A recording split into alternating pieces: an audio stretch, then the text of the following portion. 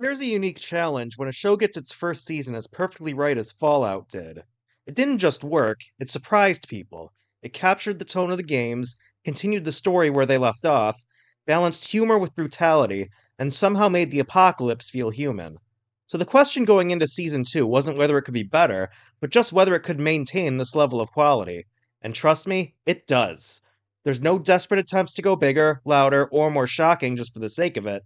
Instead, the show doubles down on what worked: strong characters, sharp tone, and a world that feels both absurd and deeply grounded.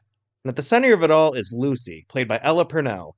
In season 1, she was discovering how broken the world really was, and in season 2, she's done discovering. Now she's taking action. Her journey to find her father isn't just about getting answers anymore, it's about confronting him for who he really is. And that shift gives her character a lot more weight. She's still hopeful, but now that hope has teeth. Then there's the Ghoul, played by Walton Goggins, easily one of the best characters in the show.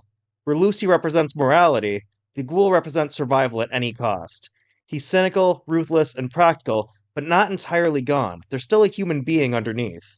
And their dynamic is where the show really shines, because every time they interact, the show is asking the same question: is it noble to hold on to your humanity, or just naive?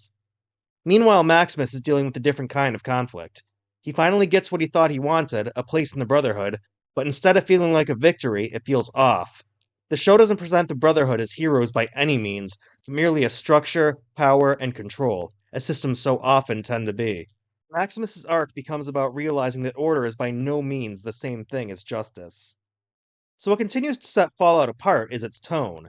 This is a world where cheerful music plays over horrific violence and where bright, retro aesthetics sit on top of total collapse. Season 2 continues to lean into that contrast hard, and it works.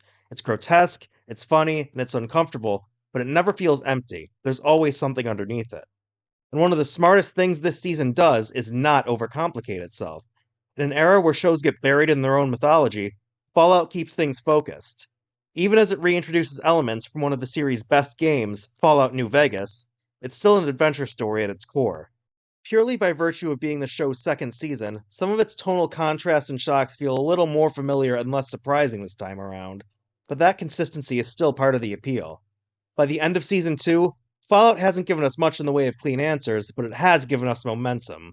The world feels bigger, the stakes feel clearer, and most importantly, we can trust where it's going. Because at its core, Fallout understands something a lot of shows forget. The apocalypse isn't the point of the story, the choices people make both leading up to it and after are. Because in this world, choices still mean something. So what did you think of Fallout Season 2? Did it live up to the first? Let me know in the comments, and if you enjoyed this review, subscribe to Fandom Frontline for more deep dives into the stories shaping pop culture.